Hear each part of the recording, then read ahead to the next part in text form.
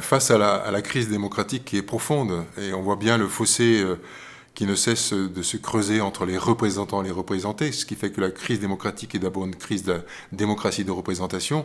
Il ne faut pas nier la représentation, il faut lui donner du sens, la réenchanter. Et comment la réenchanter, sinon par une démocratie vivante pendant le mandat et dans l'intervalle des élections.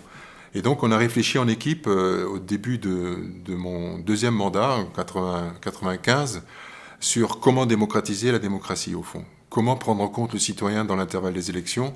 Et donc comment réussir cette transition entre ce que Dominique Schnapper appelle la démocratie providentielle, descendante, passive, anesthésiante, infantilisante, dont mes braves gens ont fait à votre place, et ce que j'appelle la démocratie construction, qui considère d'abord que la démocratie est inclusive sur les grands sujets, pas sur les à côté, et que toute décision est un processus, et pour être de haute qualité démocratique, il faut que ce processus soit interactif, il faut favoriser la réciprocité des échanges, ce qui veut dire que la démocratie doit être lente. Je milite pour la slow démocratie, pour être capable de prendre en compte la complexité dont parlait Edgar Morin, et puis il faut que la démocratie soit édifiante. Comment passer du jeu singulier au nous collectif? Donc c'est cet état d'esprit qui nous a amené à créer un écosystème démocratique fondé sur 5 exigences, au fond. 1, une démocratie désirable. C'est ainsi que nous avons dit aux habitants dans l'intervalle des élections qu'ils étaient importants, qu'on ne drague pas les élections, ils n'oublient pas les citoyens à l'intervalle des élections. Et des moments forts, des olympiades, au fond, pour dire qu'il n'y a pas que les élections.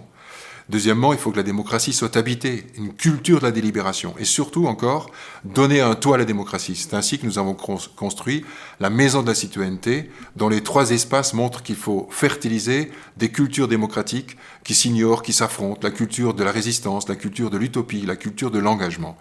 Et puis au cœur du dispositif, c'est de dire que la démocratie est continue. Non pas un continu avec des palabres sans fin, mais vraiment une démocratie qui pose le principe. Pour chaque projet mis en œuvre, mis en agenda dans le cadre du contrat municipal, pour chaque pétition qui vient sur le bureau du maire, pour chaque projet qui émergerait des habitants, nous ouvrons une séquence démocratique qui a un début et une fin, mais qui doit être décisive pour la décision des élus. Ce que j'appelle le continuum démocratique entre le temps de l'agora et le temps de l'ecclésia, le temps de la décision, qui peut être prise soit par la gouvernance locale, soit par un référendum.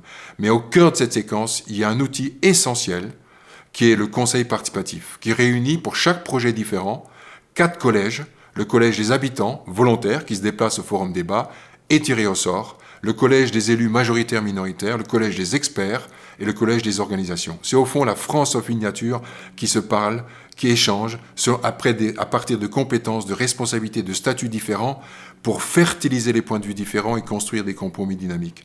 Au fond, ce qui est en jeu, c'est recréer la confiance. La défiance est un niveau jamais atteint. Et donc, il faut relégitimiser l'action publique par la promesse tenue, par l'efficience des politiques publiques, par l'éthique de l'action publique et par le processus de partage du pouvoir.